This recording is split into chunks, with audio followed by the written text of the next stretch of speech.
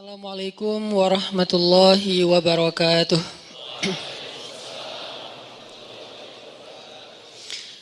Alhamdulillahirabbil alamin. Alhamdulillahilladzi hadana li hadza wa ma kunna linahtadiya laula an hadanallah. Asyhadu an la ilaha illallah wahdahu la syarikalah. Lahul mulku wa lahul hamd wa huwa ala kulli syai'in qadir. Wa asyhadu anna Muhammadan abduhu wa rasuluhu la nabiyya ba'dah.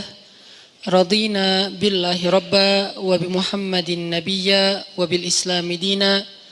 Rabbi syrah li sadri wa yassir li amri wahlul 'uqdatan min lisani yafqahu qawli.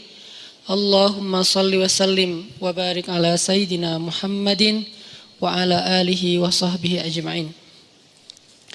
Teman-teman sekalian, anak-anak muda Kota Bandung yang dirahmati Allah Subhanahu wa taala, barakallahu fiikum. Semoga Allah Subhanahu wa taala menjaga hati kita untuk selalu istiqomah di jalan Allah, hidup sebagai seorang muslim, hidup sebagai seorang hamba Allah, dan hidup sebagai seorang khalifatullah fil ard.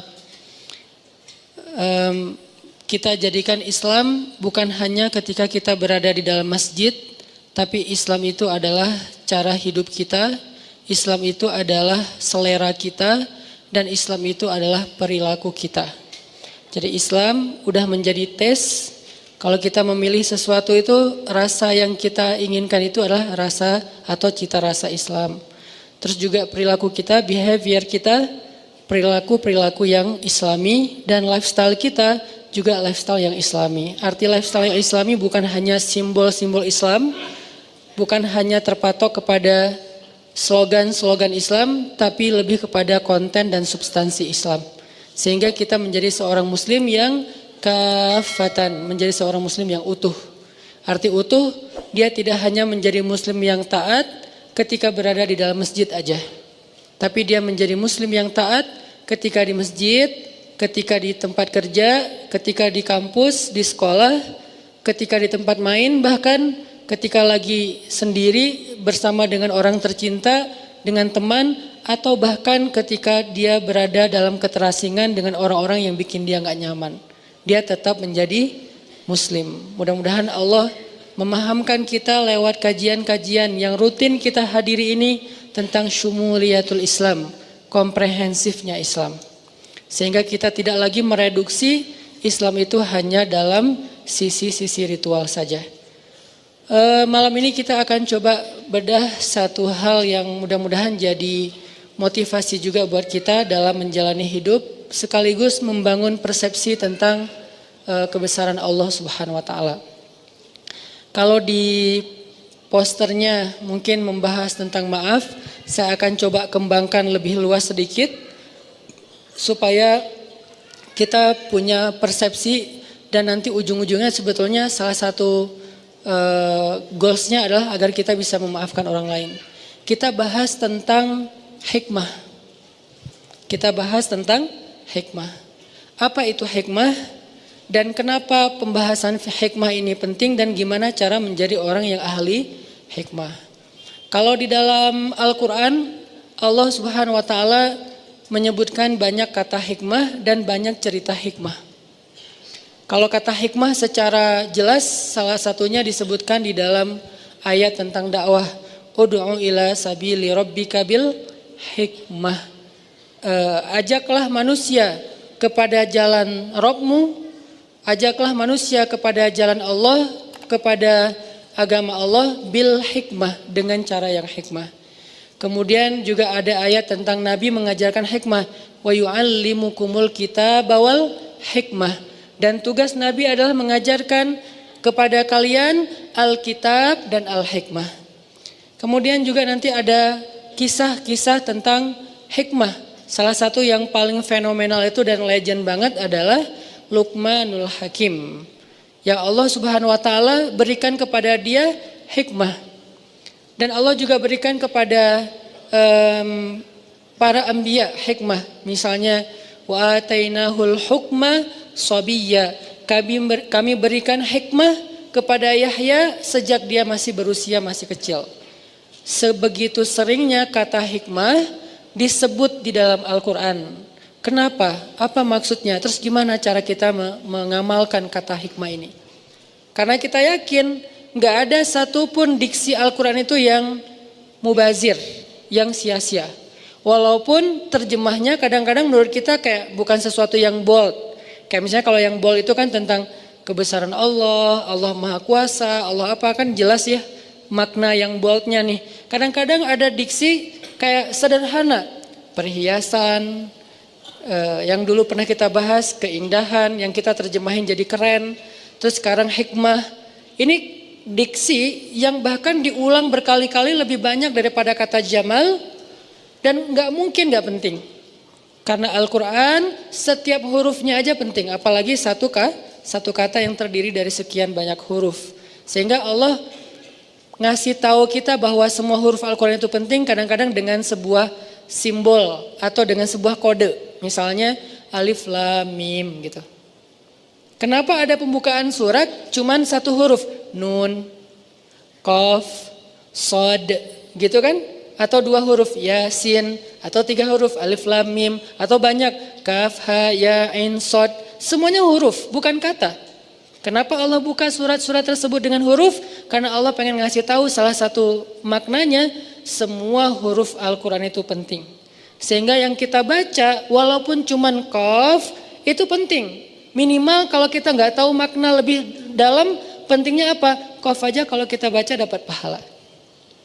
Coba kalau kita baca yang lain selain Al-Quran, satu huruf nggak akan mengandung pahala, walaupun juga nggak mengandung dosa, biasa aja gitu.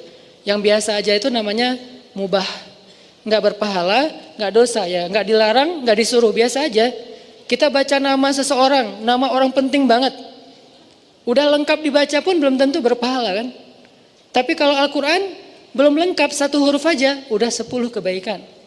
10 kebaikan itu Allah nyebutnya, Nabi nyebutnya dengan istilah hasanah.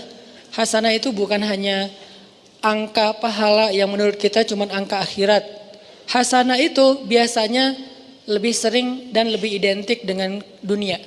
Berarti satu huruf kita baca Al-Quran, kita kayak dijanjiin sama Allah dapat 10 kebaikan dalam hidup kita hari itu. Misalnya pagi-pagi, qaf, udah 10 loh. Besok nun, lo ngapain sih? Cari berkah. Jadi cuma satu huruf doang. Kebayang satu huruf aja bisa sekeren itu gitu. Apalagi satu kata, kalimat, ayat, surat, juz, dan khatam. Ini dahsyat banget. Ini kayak kode dari Allah. Baca Quran itu gak sia-sia teman-teman. Kita gak bisa baca fasih aja dapat pahala yang utuh. Apalagi fasih maka dilipat menjadi 10 kali lipat. Beda banget dengan kita baca yang lain, walaupun membaca yang lain itu insya Allah kadang beberapa hal masih bermanfaat. Kayak baca buku atau baca majalah, baca WA, baca grup, baca caption orang di sosial media, baca komen mantan.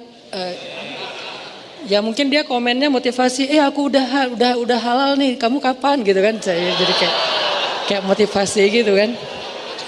Itu kan motivasi juga, dan kadang lebih greget loh kalau dimotivasi mantan ya. Kayak pengen duluan, siapa duluan yang sukses gitu kan. Terus sudah sukses pengen bikin dia nyesel kan gitu. Niatnya dari awal udah gak benar. Oke, kita belajar tentang hikmah. Apa sih arti hikmah? Banyak, karena bahasa Arab ini punya makna yang sangat beraneka macam dan luas banget. Tapi salah satu arti hikmah yang sering banget diulang-ulang oleh ulama adalah hikmah itu kayak akibat, dampak. Dan by the way, akibat itu juga bahasa Arab, akibah. Wal akibatu lil muttaqin. Artinya apa? Akibat atau kesudahan hasil yang baik itu adalah hak orang yang bertakwa, kata Allah. Wal akibatu lil muttaqin. Akibat artinya kayak hasil yang baik adalah hak bagi orang yang bertakwa. Itu sama kayak Allah berjanji, wa may yattaqillah yaj'al lahu makhraja wa yarzuqhu min haitsu la yahtasib. Wa may yattaqillah yaj'al lahu min amrihi yusra. Wa may yattaqillah yukaffir anhu sayyi'atihi wa yu'zim lahu ajra. Siapa yang bertakwa kepada Allah, Allah kasih jalan keluar. Siapa yang bertakwa kepada Allah, Allah kasih surprise, kejutan. Siapa yang bertakwa kepada Allah, Allah kasih kemudahan. Siapa yang bertakwa kepada Allah, Allah hapuskan dosa-dosanya. Siapa yang bertakwa kepada Allah, Allah lipat gandakan balasannya, rewardnya, jazanya. Ini semuanya disebut dengan akibah. Disebut dengan hasil, akibat. Walaupun arti akibat dalam bahasa kita mungkin sedikit lebih ringan. Kalau dalam bahasa Arab, akibah itu artinya kesudahan, hasil. Wal akibatu lil muttaqin, berarti hasil yang baik adalah hak orang yang bertakwa. Jadi bisa dibilang hikmah itu agak mirip dengan makna akibah atau akibat, kesudahan, efek. Nah, kalau di dalam ayat tentang dakwah, maka arti hikmah itu adalah orang yang bijak itu, orang yang hikmah adalah orang yang kalau dia berdakwah, dia ngomong, dia bikin caption, dia komen, dia mikirin efeknya. Bukan mikirin maunya. Ini kurang hikmah. Mungkin kalau kita terjemahin lebih luas lagi, hikmah itu bijak kalau bahasa kita. Hikmah itu bijak. Orang yang ahli hikmah, bahasa Arabnya disebut al-hakim. Luqmanul Hakim, Luqman yang bijak sana. Berarti orang yang bijak itu adalah ketika berdakwah, dia mikirin efek dari caption saya ini apa? Efek dari komen saya ini apa? Efek dari cara ngomong saya, sikap saya, program saya atau apapun yang kita rencanain itu apa? Terhadap dakwah. Ini namanya orang yang ud'u ila sabili rabbika bil hikmah. Bukan cuman pengen mengekspresikan maunya dia. Ini kurang bijak nih. Misalnya lagi ngejos kan, ngomong aja terserah dia mau terima atau enggak. Nah, ini enggak mikirin efek. Terserah orang mau nerima atau nolak, terserah dia. Yang penting saya kan udah ngomong. Nah, ini namanya agak sedikit belum matang menurut saya. Kenapa? Karena dia masih berdakwah untuk nunjukin sikap dia. Kalau dia tuh bold, kalau dia tuh ngejos, kalau dia tuh orangnya pemberani, orangnya misalnya sangat loyal kepada agama, pengen nunjukin doang kalau dia itu orangnya hebat gitu. Nah, ini belum bijak. Kalau orang yang bijak, dia nggak mikirin tentang ekspresi pribadi, dia mikirinnya, nih keterima nggak ya yang saya sampaikan? Nih kira-kira waktunya tepat nggak ya? Nih momennya udah pas belum ya? Nih kira-kira dia ngerti nggak ya kalau ngomongnya seberat ini atau serumit ini gitu? Ini namanya orang yang hikmah. Ud'u ila sabili rabbika bil hikmah. Ajaklah orang kepada agama Allah dengan bijaksana. Arti dengan bijaksana, kita terus mikirin banget apa ajakan yang buat orang insya Allah akan nyaman. Kemudian dia bisa faham, lalu dia nerima. Ini salah satu di antara arti hikmah. Tapi yang kita akan bahas bukan hikmah dari sisi itu, karena itu agak berat. Lagian itu bukan untuk dipraktekin sehari-hari, lebih ke orang yang memang khusus berdakwah atau apa gitu. Yang kita pengen bahas hikmah dalam kehidupan kita sehari-hari. Karena arti hikmah itu adalah efek, akibat, atau kesudahan, atau kejadian yang berlaku setelah sesuatu. Maka hikmah dalam kehidupan kita sehari-hari itu artinya adalah apa hal yang akan Allah tunjukkan setelah ini. Nah, ini nih arti hikmah. Makanya kan kita bilang ambil hikmahnya aja, kan suka gitu kan ya. Ambil hikmahnya aja. Itu kalimat nasihat tuh bijak banget loh, tuh keren banget dan penting tuh. Bukan sekedar basa-basi untuk bikin orang yang lagi kena musibah lebih sabar. Bukan basa-basi, itu nasihat yang mungkin diambil dari hadis-hadis yang banyak terus jadi satu kalimat sederhana. Ambil hikmahnya aja. Artinya tunggulah kejutan dari Allah, sesuatu yang baik sesudah ini, itu maksudnya. Dan orang yang ahli hikmah adalah orang yang paling sabar untuk menunggu kejutan itu. Ini orang yang ahli hikmah dalam konteks kehidupan sehari-hari. Orang yang paling sabar menunggu, apa sih yang Allah rencanakan di balik ini? Apa sih kebaikan yang Allah pengen ngasih di balik ini? Apa sih kejutan yang sedang Allah sediakan untuk saya di balik ini? Ini orang yang ahli hikmah banget, ini hakim banget nih. Dan itulah Luqmanul Hakim. Salah satu makna dari hakimnya Luqman, dia selalu mampu untuk bersabar menunggu kebaikan yang Allah sediakan untuk dia di balik satu ketentuan, takdir Allah atau apapun. Sehingga dia menjadi orang yang sabar, menjadi orang yang ridho. Ridho itu apa? Nerimo. Kalau sabar, kalau ridho itu nggak mau memprotes Allah. Kalau sabar itu dia nggak mau ngeluh, kalau ridho dia nggak mau protes. Kalau ngeluh kan lebih kepada masalah ya. Kok saya gini, kok saya gitu. Kalau protes, apa maunya Allah? Ini nggak ridho nih. Nah, Luqman menjadi orang yang paling sabar, ridho, happy lagi tuh. Padahal kalau kita lihat Luqman itu kehidupannya sangat biasa banget dibandingkan kita nih. Satu, dia orang Ethiopia, Habasyah, orang kulit hitam. Kayak satu kampung gitu sama Bilal. Kedua, dia budak. Dia, kalau kita gimana pun maaf mungkin miskinnya kita, diri kita tuh masih milik kita, bukan milik orang lain. Kalau budak, sampai dirinya aja milik orang lain. Terserah mau dijual kemana-mana.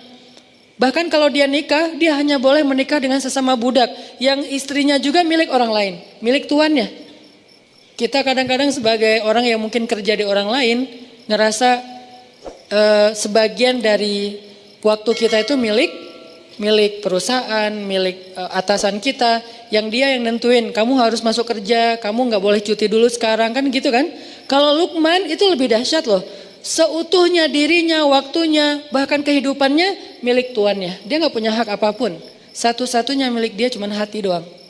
Karena itu yang nggak bisa dimiliki siapapun, cuman hati doang. Artinya dengan kondisinya sebagai budak yang gak punya apa-apa, yang bahkan dirinya, istrinya, anaknya semuanya milik tuannya, dia masih menjadi orang yang selalu mengatakan Alhamdulillah, Alhamdulillah, Alhamdulillah. Kok bisa orang kayak gini? Malah dia berbaik sangka terus sama Allah. Sampai dia nasihatin anaknya dengan goal supaya anaknya itu kagum kepada Allah. Allah itu baik banget sama kita. Allah itu selama ini selalu ngasih kita kebaikan, nikmat, anugerah, dan karunia segala macam. Kok bisa orang dengan status Luqman tapi malah lebih sering bersyukur kepada Allah. Sehingga salah satu kalimat hikmah yang Allah ajarkan kepada Luqman, anishkur lillah wa may yashkur fa innama yashkuru li nafsih.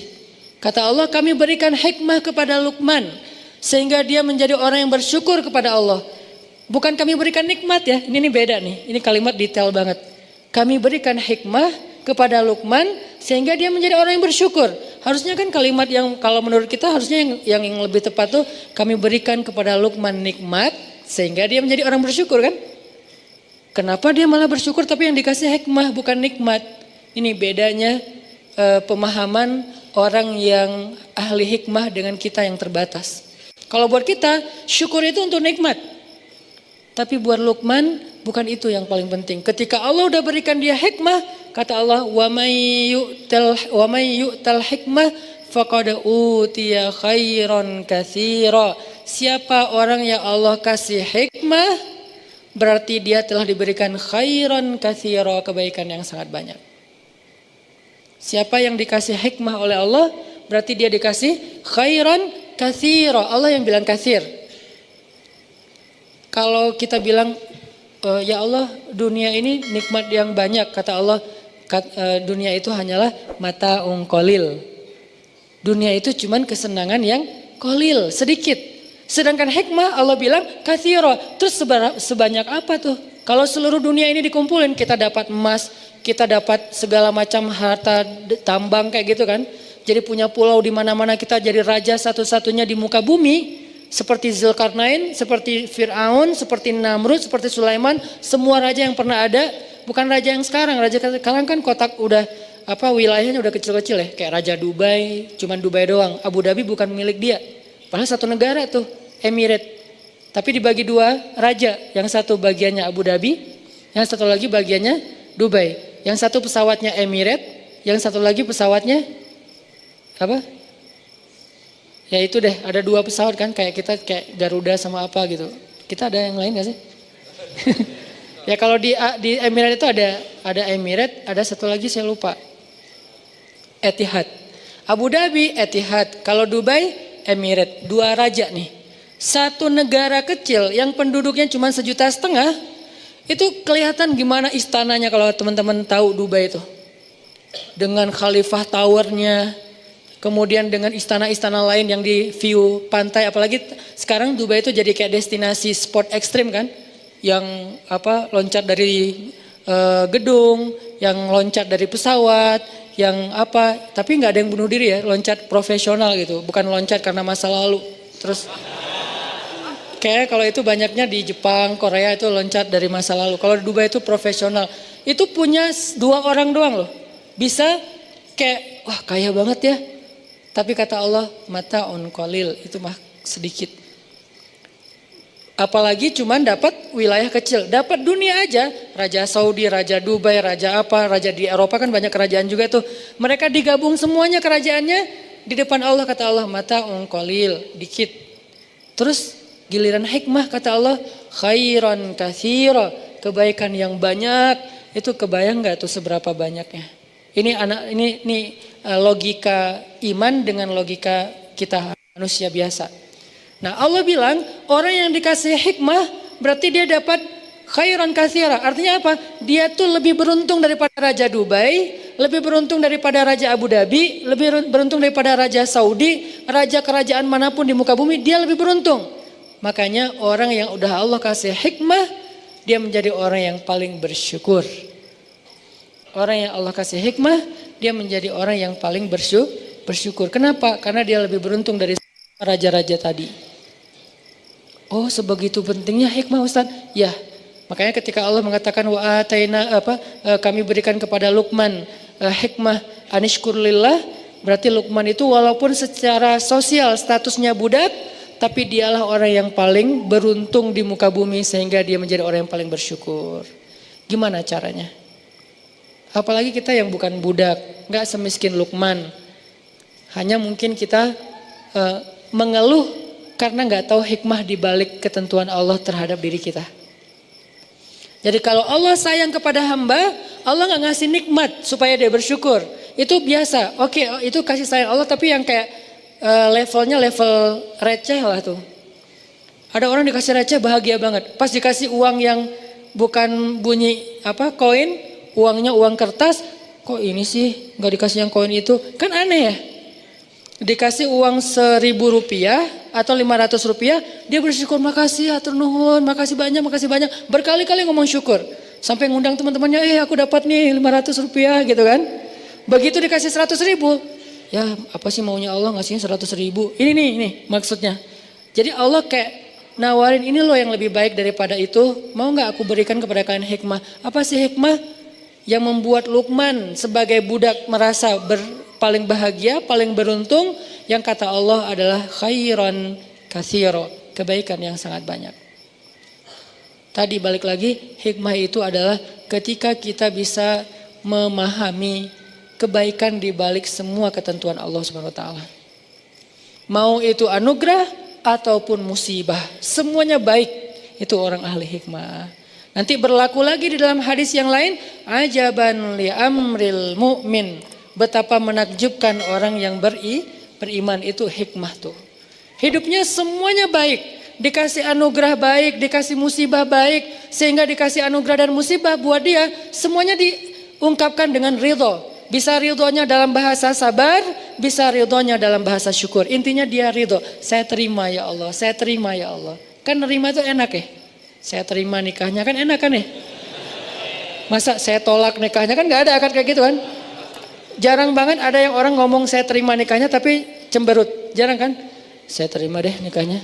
Gak ada kan orang kayak gitu. Rata-rata saya terima nikahnya tuh kayak calon mertua belum selesai ijab, kita udah kabul gitu kan. Saya nikahkan, saya terima Pak gitu kan. Saking kayak lagi semangat banget gitu. Kadang-kadang kalau ada orang yang calon mertuanya mungkin orangnya kebiasaan pelan-pelan kalau ngomong, Ananda, saya sebagai ayahnya panjang ininya, atau kadang-kadang si MC-nya prolognya kepanjang banget, kapan akan nikahnya, keburu gempa, keburu apa, keburu kiamat gitu kan. Terus saya nggak sempat nikah lagi, pengen cepet-cepet.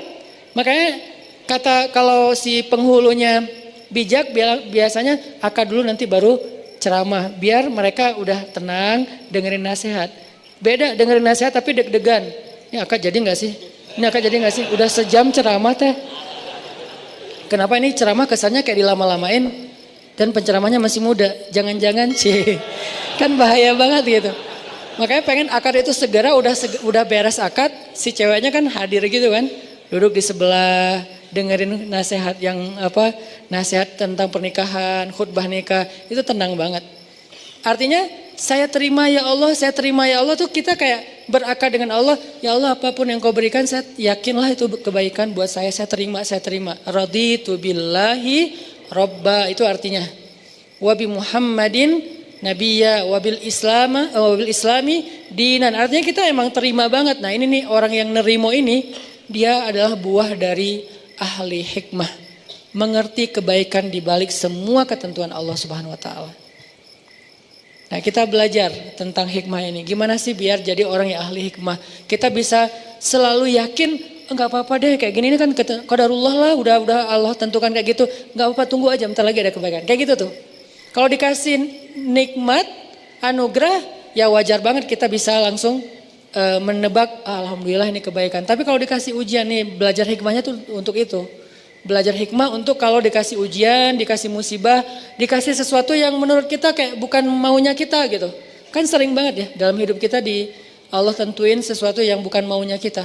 Saya juga sering kayak ngerasa gak enak sama Allah. Ya Allah, maafin saya, kemarin udah salah sangka, kemarin saya ngeluh, kemarin saya salah paham, kemarin saya gak ngerti, kemarin saya ngomongnya gak baik. Pas Allah tentukan begini dalam hidup. Adegan paling kecil aja dalam kehidupan kita. Kita rencanain ini, yang terjadi yang sebaliknya. Kita rencanain apa, yang terjadi sebaliknya. Padahal kita udah ikhtiar maksimal dalam kerjaan, dalam kuliah, dalam apapun. Itu sering banget. Dan biasanya kalau kita sabar dikit, nanti kita akan tahu. Sabar ini artinya bukan diam ya. Sabar ini artinya jangan melenceng. Itu arti sabar. Tetap di situ, jangan melenceng, tetap on the track, jangan keluar dari syariat, jalan Allah. Syariat itu kan artinya jalan, syariat bahasa Arab itu artinya jalan. Jangan keluar dari jalan itu, jalan aja nggak apa-apa. Walaupun ada agak-agak badai dikit, gerimis dikit, terus mungkin ada godaan-godaan orang teriak-teriakin kita dikit, dibully, jalan aja. Bentar lagi kita akan ngelihat hikmah kebaikan yang Allah sediain. Kita sering mungkin kehilangan kebaikan hikmah karena kita nggak sabar, langsung belok. Ada masalah dikit, belok. Ada masalah sedikit, U-turn. Balik lagi ke tempat tadi, nggak jadi deh.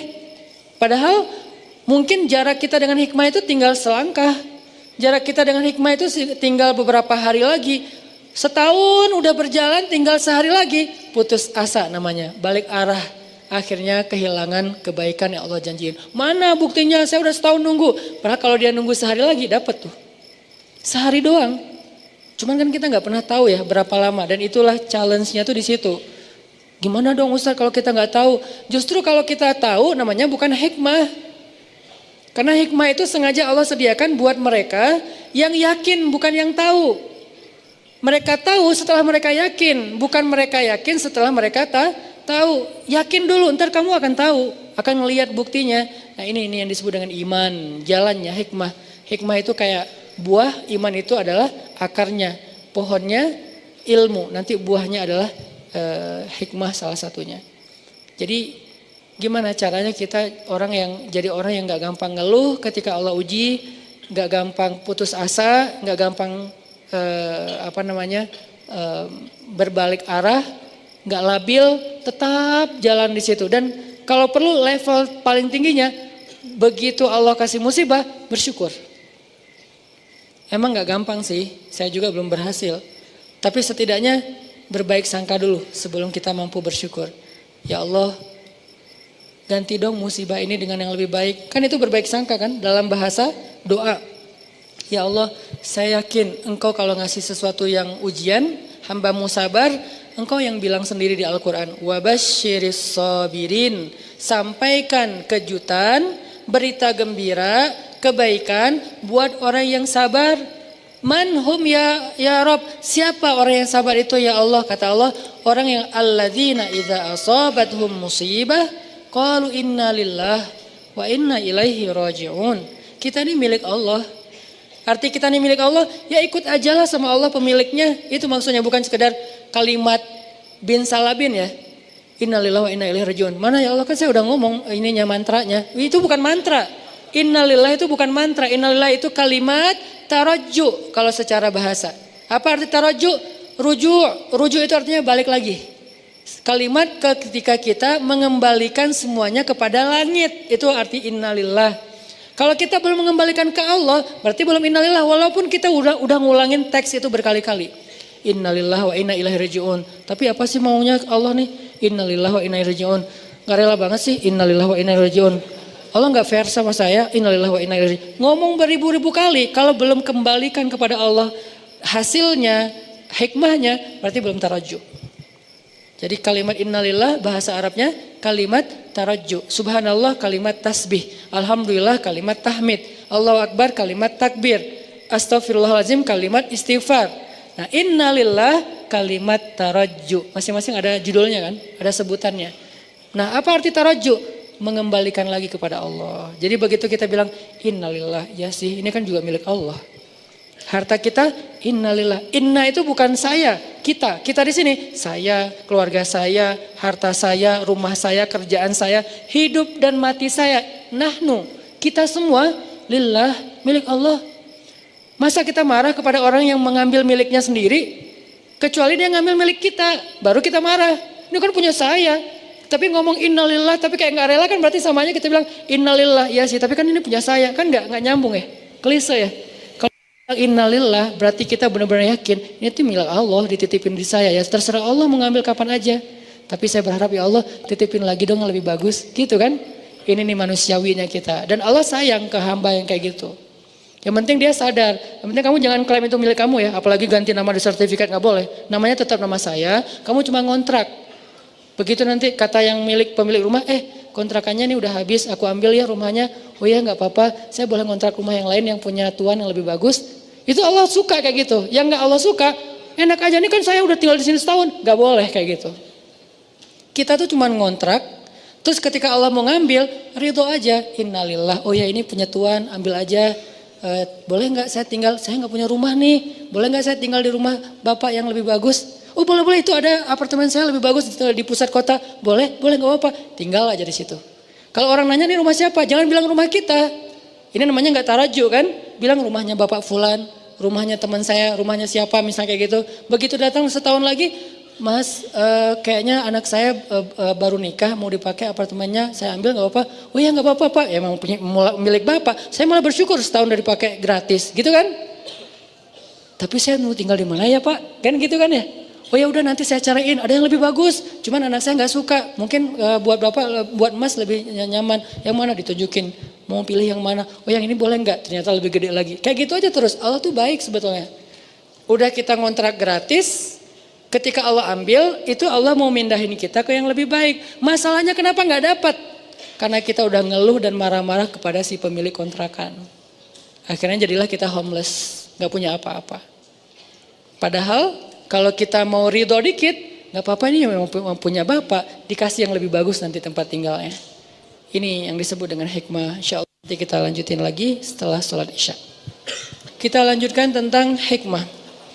Yang tadi arti hikmah itu adalah belajar untuk memahami kebaikan di balik sebuah peristiwa. Terutama peristiwa-peristiwa yang buat kita tuh kita hindarin. Kita gak suka peristiwa yang kayaknya musibah, bencana, ujian kayak gitu-gitu. Kita belajar memahaminya. Nah yang namanya hikmah dia gak bisa difahami kecuali dengan dua syarat. Satu, berbaik sangka kepada Allah atau iman. Kedua, sabar karena dia nggak bisa seketika. Kita akan ngerti hikmah kalau kita nggak sabar. Karena biasanya hikmah itu baru kita mengerti setelah beberapa lama. Nah, dalam proses menunggu beberapa lama sampai kita ngerti maunya Allah apa, kebaikan dan kejutan yang Allah sediakan itu apa, yang dibutuhin itu adalah sabar. Sehingga ulama mendefinisikan salah satu di antara makna sabar, intidharul faraj min indillah. Arti sabar itu menunggu datangnya jalan keluar dari Allah, menunggu datangnya kebaikan dari Allah. Intizar, menunggu, itulah sabar. Jadi selama seseorang menunggu, kata Nabi, Menunggu datangnya pertolongan Allah adalah ibadah. Nunggu doang. Jadi orang sakit nunggu sembuh sambil dia berobat. Kan berobat juga nggak 24 jam setiap detik kan. Minum obat sehari 3 kali. Tapi kan ada masih panasnya, sakitnya, nyerinya. Dia nunggu sampai proses berobatnya membuahkan hasil kesembuhan. Nunggu doang itu kayak ibadah. Kayak kita sholat, kayak kita zikir, kayak kita tilawah. Nunggu doang. Begitu juga ketika kita dikasih ujian, musibah, soal harta, soal fisik, soal perasaan, kan 3 kan. Ba'sa, dorro, zulzilu.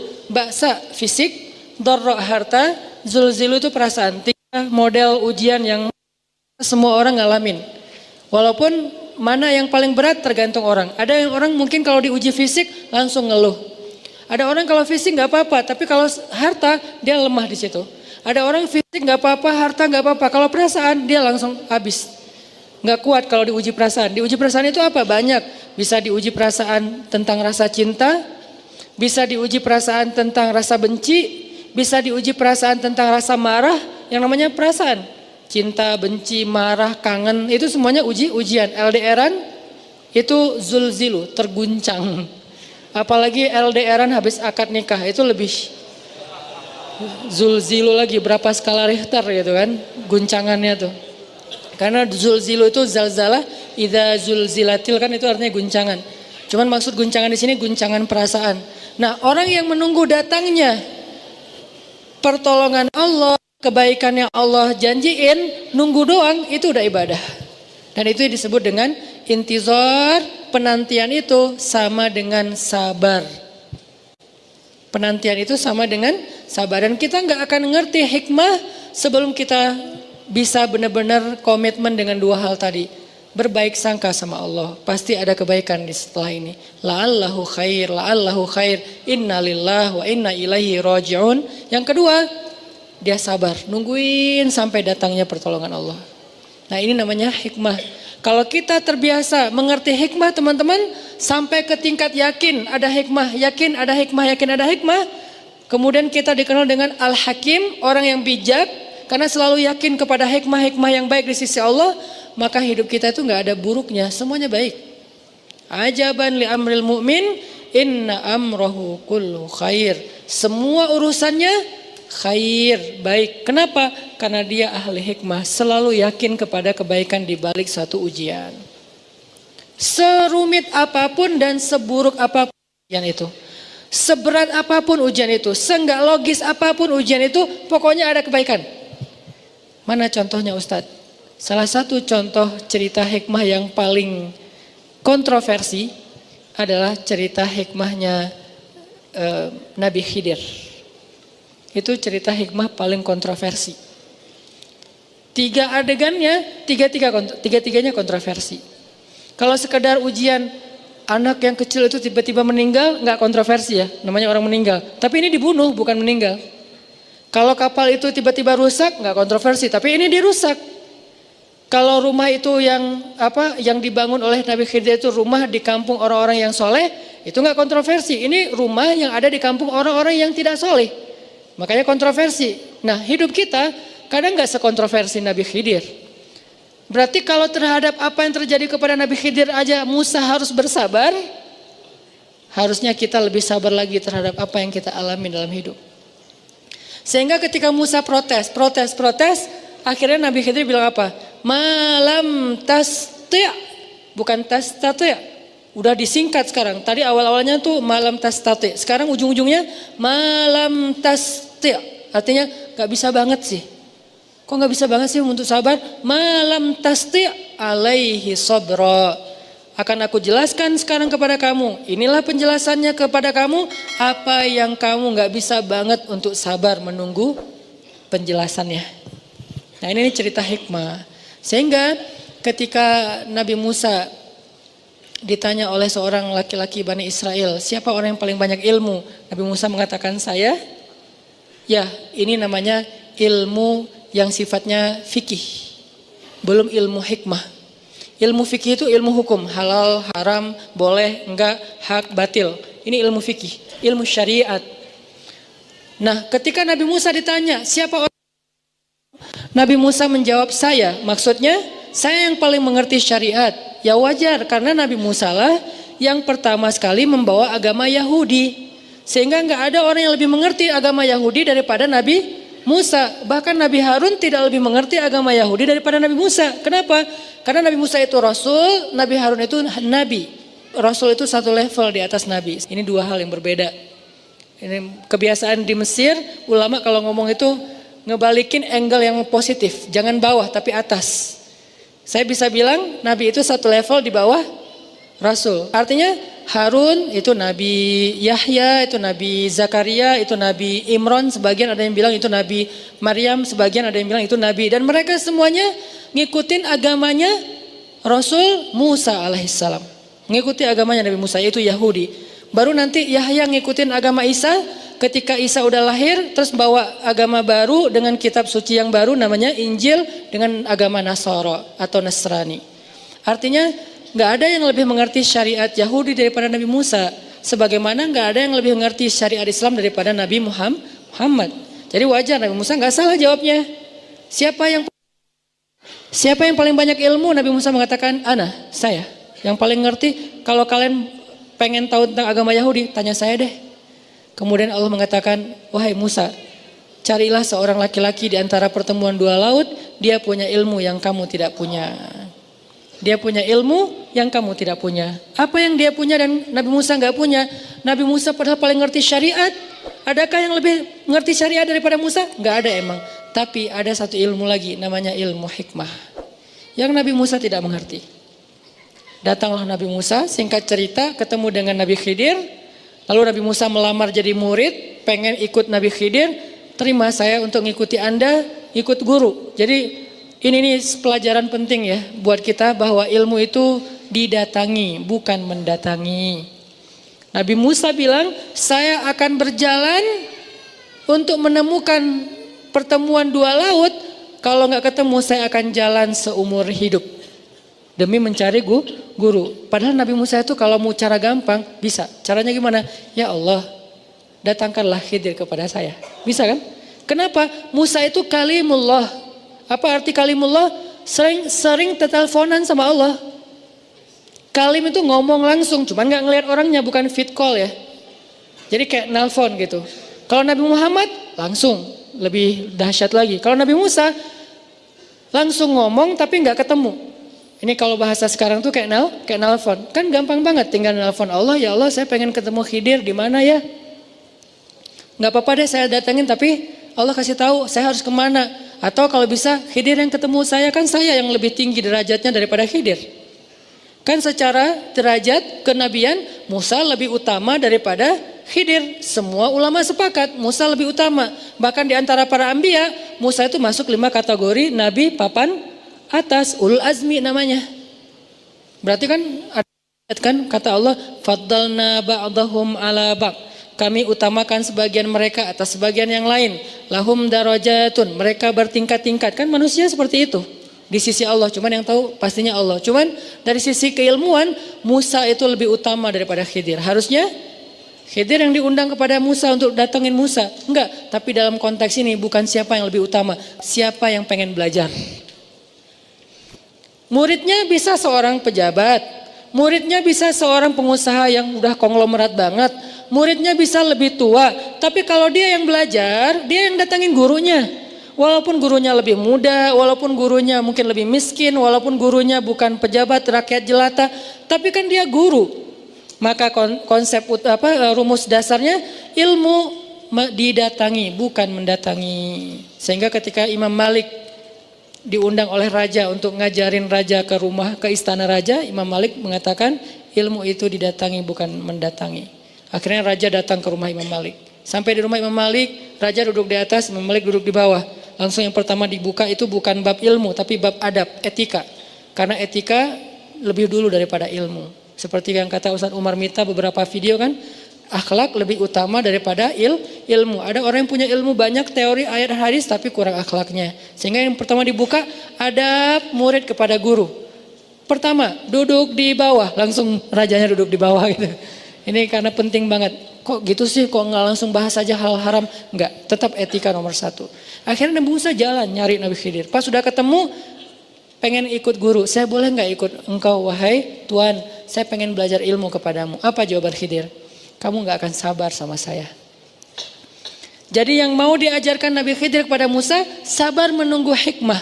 Bukan tentang ini halal Musa, ini haram. Enggak, Musa udah ngerti itu. Ini agama Yahudi itu harusnya gini, kamu salah konsepsi. Enggak, karena konseptor agama Yahudi itu adalah Allah, kemudian yang menyampaikannya Musa. Ya udah nggak ada masalah dengan syariat. Sekarang masalah hikmah. Kamu nggak sabar sama saya. Bagaimana kamu akan sabar terhadap sesuatu yang kamu nggak ngerti? Nah ini nih, bersabar terhadap sesuatu yang kita nggak ngerti. Kalau ngerti wajar dong kita sabar. Misalnya Allah bilang, ya kamu saya uji ya karena nanti mau dikasih yang lebih bagus. Sabar banget kan kita. Kayak cerita saya misalnya hilang motor 21 juta, gak apa-apa ya Hanan, aku ambil 21 juta ntar dikasih motor yang 31 juta. Oh siap ya Allah, sami'na wa ata'na, kan gampang kan ya. Allah gak ngomong gitu, pokoknya diambil aja. Apa maunya Allah? Tapi kan saya gak ngerti, itu disebut dengan hikmah. Sabar terhadap sesuatu yang kita gak ngerti. Kalau kita ngerti itu bukan hikmah, itu wajar banget. Kata Nabi Khidir, bagaimana kamu akan sabar terhadap sesuatu yang kamu gak ngerti? Kata Nabi Musa, saya akan berusaha. Izinkan saya untuk mencoba. Saya akan bersabar. Kata Nabi Khidir, kalau gitu syaratnya kamu boleh ikut saya tapi nggak boleh komen. Boleh ikut saya tapi nggak boleh komen. Ini kayaknya untuk jadi murid seperti Nabi Isa kita kayaknya perlu belajar nih. Ikut ulama jangan banyak protes. Kalau mau protes biar sesama ulama. Kita sebagai murid jangan protes ulama. Kalau kita berbeda pendapat dengan ulama, boleh dengan satu syarat. Karena kita mengambil pendapat ulama yang lain, bukan mengambil pendapat pribadi. Ini salah. Kalau menurut kita, kalau kita ngomong gini, saya nggak setuju dengan ustadz itu, karena menurut saya itu salah. Tapi kalau kita ngomong gini, saya nggak setuju dengan ustadz itu, karena menurut ustadz ini, nah ini kan memilih dua pendapat ulama ya. Nah ini boleh, nggak apa-apa dan itu fair. Karena Islam itu mazhab, banyak mazhab. Saya nggak setuju dengan misalnya sholat yang nggak pakai kunut karena menurut kiai saya kunut itu adalah, nah ini boleh. Atau sebaliknya, saya nggak setuju dengan kiai yang kunut karena menurut ustaz saya nggak masalah karena kita memilih pendapat ulama. Tapi kalau kita bilang saya nggak setuju dengan doa itu karena menurut saya, kita siapa? Nah kalau kita keras kepala, kekeh berdebat dengan ulama, maka bahasa Al-Quran untuk mereka dan itu ada di dalam surat Al-Luqman, nggak bijak banget. Seperti, maaf, Allah mengumpamakannya seperti keledai. Inna angkarul aswad la sautul hamir. Seburuk-buruk suara itu suara keledai. Apa maksud perumpamaan ini? Ini peribahasa Quran, karena Al-Quran juga punya peribahasa. Seburuk-buruk suara, suara keledai. Apa maksudnya?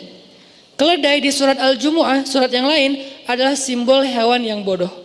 Makanya orang Arab kalau ngeledekin, kalau marah kepada orang lain, mereka nggak bilang maaf ya. Kalau di kita kan anjing misalnya gitu kan ya.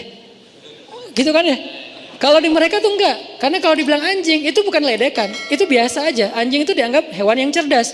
Memang sih secara fikih dia najis. Tapi secara intelektual anjing ini cerdas gitu, makanya dipakai berburu, dipakai banyak hal kan. Anjing bermanfaatnya banyak juga selain memang dia najis secara fikih. Najis itu bukan harus dibunuh, najis itu nggak boleh kena liurnya, nggak boleh dipelihara dalam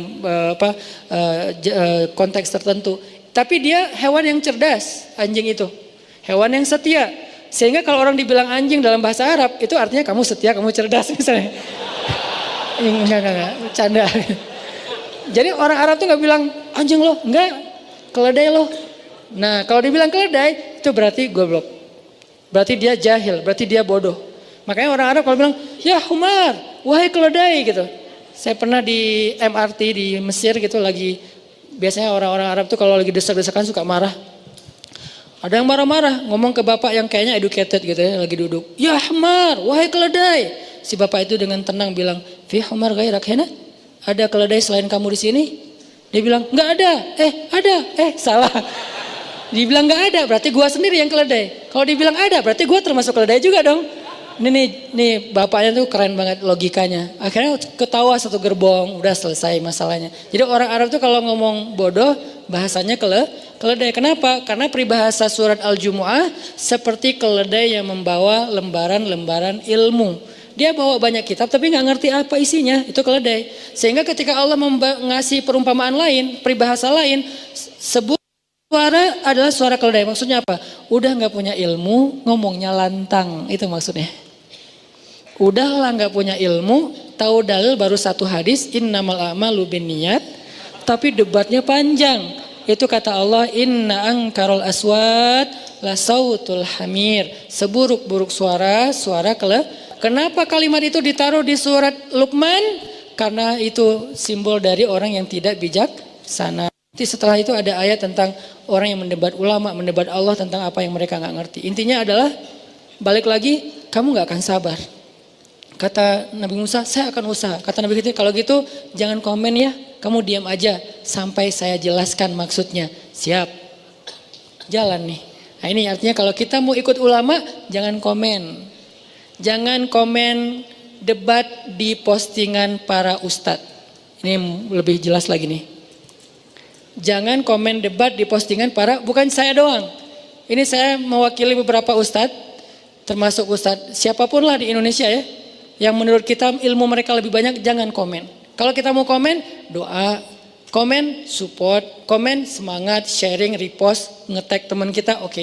Tapi kalau komen, apaan nih, apaan segala macam, jangan. Kenapa? Karena kita bukan selevel dengan mereka.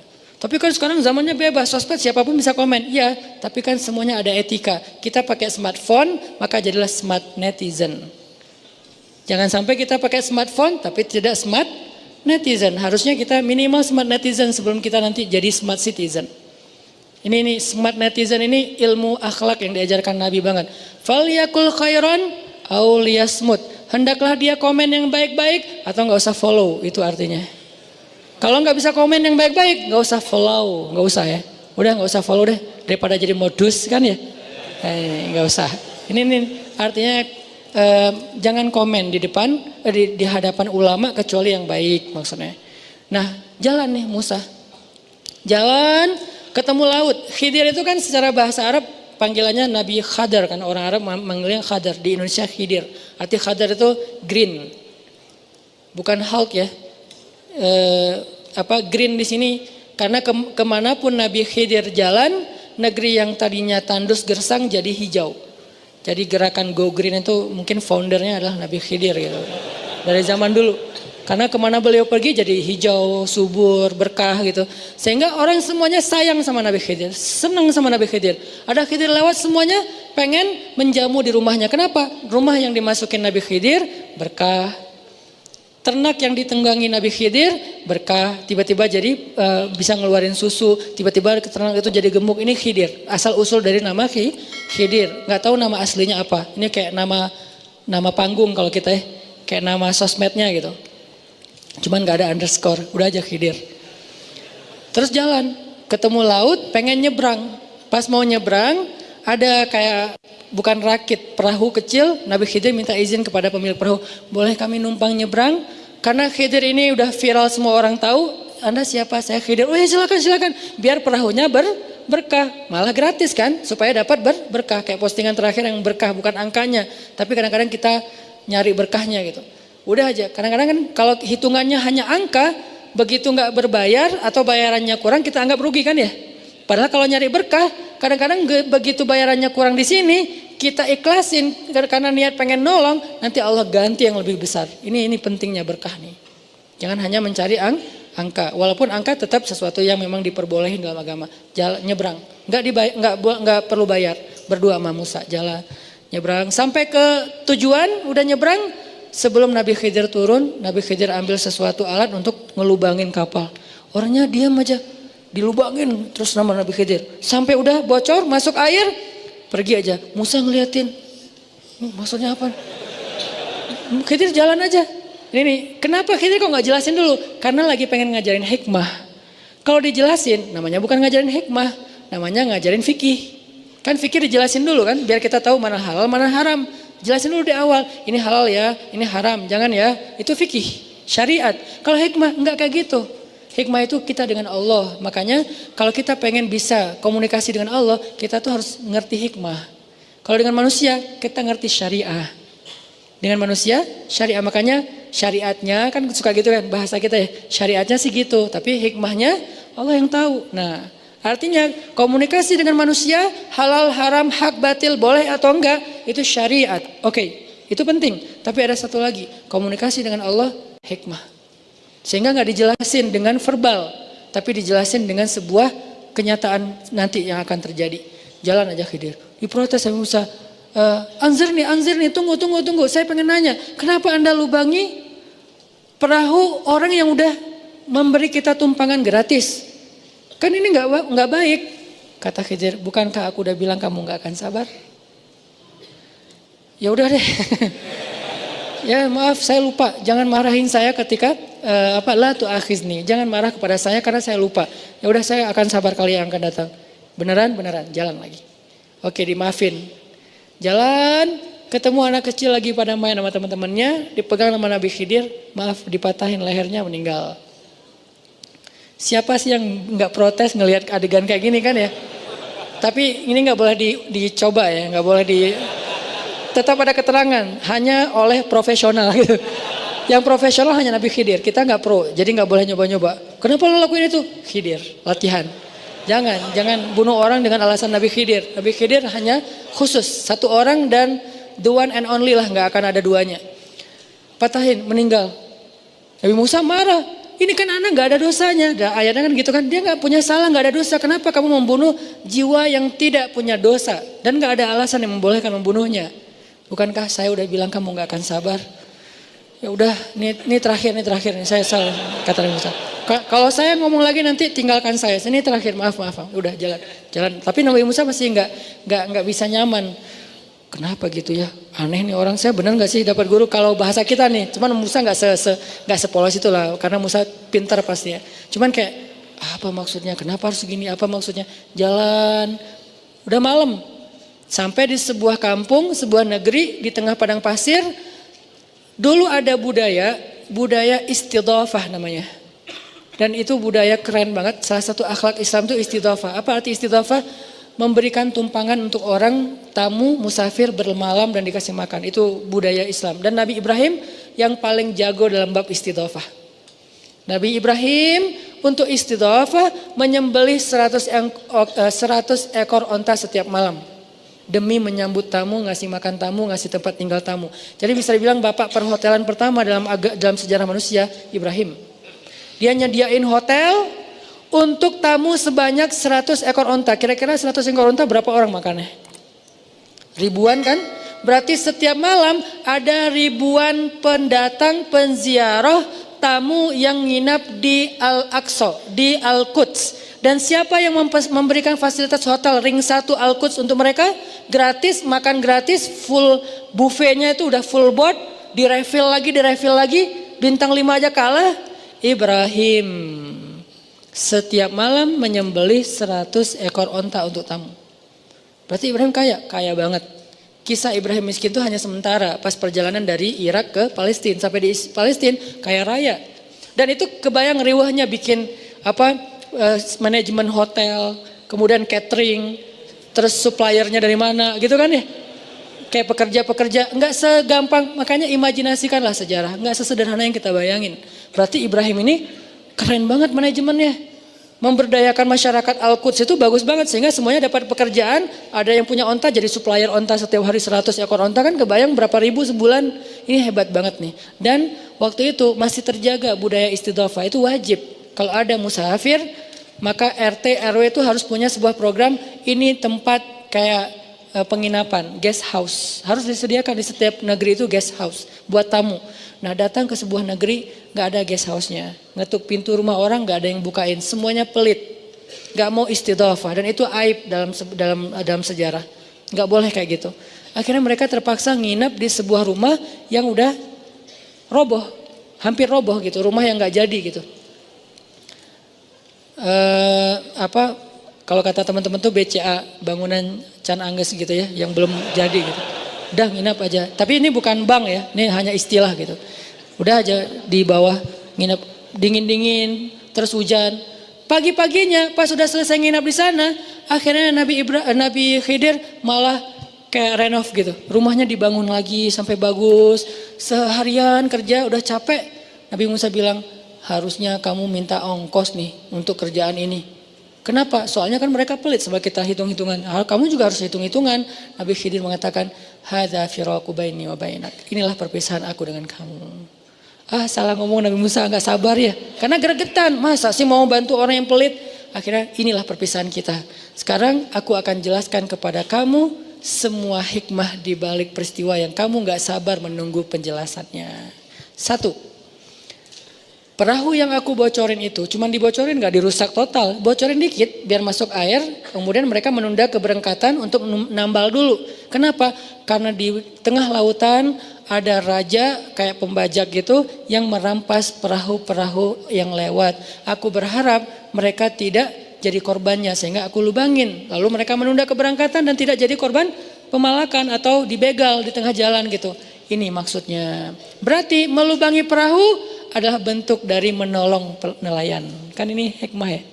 Kadang hidup kita kayak gitu. Ada lubang yang Allah kasih dalam kehidupan kita untuk menolong kita dari musibah yang lebih besar lagi. Tapi kapan kita tahu? Setelah kita bersabar dan berbaik sangka kepada Allah. Itu hikmah. Yang kedua, apa nih alasannya nih? Bunuh orang. Anak itu kalau nanti dewasa, dia akan jadi anak yang durhaka. Dia akan mengajak kedua orang tuanya untuk kufur kepada Allah, syirik kepada Allah. Sebelum itu terjadi, maka aku menyelamatkan orang tuanya dan anak itu dengan cara Allah memberikan aku perintah untuk menyelesaikan urusan dia. Diwafatkan gitu. Diwafatkan sehingga dia meninggal sebelum dia balik. Dan orang tuanya nanti akan Allah ganti dengan anak yang lebih baik daripada dia. Memang hanya Allah yang bisa melakukan ini. Tapi maksudnya kadang Allah ngasih ujian yang berat banget dan gak logis menurut kita. Kebaikan yang menurut kita itu apalagi nih alasan Allah? Tetap ada alasan. Yang ketiga, kenapa dibangun rumah di kampung orang yang pelit? Karena rumah itu satu-satunya milik orang yang soleh di kampung itu. Kebenaran orangnya udah meninggal, anaknya anak yatim. Aku berharap nanti kalau anak itu besar, mereka tinggal di situ dan mengambil harta warisan yang tersimpan di bawah rumah tersebut. Ada lagi kebaikan. Jadi 3 kali Nabi Khidir melakukan sesuatu yang menurut Musa salah, ternyata 3-tiganya adalah khair kalau mengerti hikmahnya. Inilah apa yang malam tasti alaihi sobra. Inilah yang kamu gak sanggup bersabar untuk mengetahui penjelasannya. Hikmah. Kata Nabi Muhammad SAW mengomentari ayat ini. Kan Nabi bacain terus komen ya. Ini namanya tafsir hadis. Jadi komen terhadap ayat dari hadis. Sebaik-baik tafsir itu tafsir Quran dengan Quran, kemudian tafsir Quran dengan hadis. Nabi yang bilang, kata Nabi, seandainya saudaraku Musa itu sabar sedikit lagi, maka Allah akan mengajarkan kepada dia banyak hikmah-hikmah yang luar biasa. Tapi qadarullah Musa tidak sabar. Intinya itu pelajaran buat kita teman-teman. Hikmah itu emang kayak gitu, misteri. Kalau kita pengen tahu komunikasi sama Allah, apa maunya Allah? Caranya 2, berbaik sangkalah kepada Allah. La'allahu khair. Mudah-mudahan ada kebaikan di sini. Innalillahi wa inna ilaihi raji'un. Apapun bahasa kita. Baru yang kedua, tunggu aja. Tunggu tanpa mengeluh, tunggu jangan return, tunggu jangan turn left atau right. Pokoknya jalan aja lurus. Istiqomah dan dawam. Istiqomah artinya komitmen, dawam artinya konsisten. Terus saja jalan. InsyaAllah nanti kita akan melihat malam tasti alaihi sabra. Sesuatu yang kita tidak sabar untuk menemukan penjelasannya. Inilah tentang bab hikmah. Mudah-mudahan jadi motivasi buat kita dalam menjalani hidup. Karena pastinya banyak banget rencana-rencana kita yang kadang belum bisa terwujud seperti yang kita pengenin. La'allahu khair. Mudah-mudahan ada kebaikan di balik itu. Yang penting jangan salahin Allah. Kalau ada yang tidak benar, salahkan diri kita sendiri. Menyalahkan diri sendiri itu bagus untuk memperbaiki sikap kita ke depan.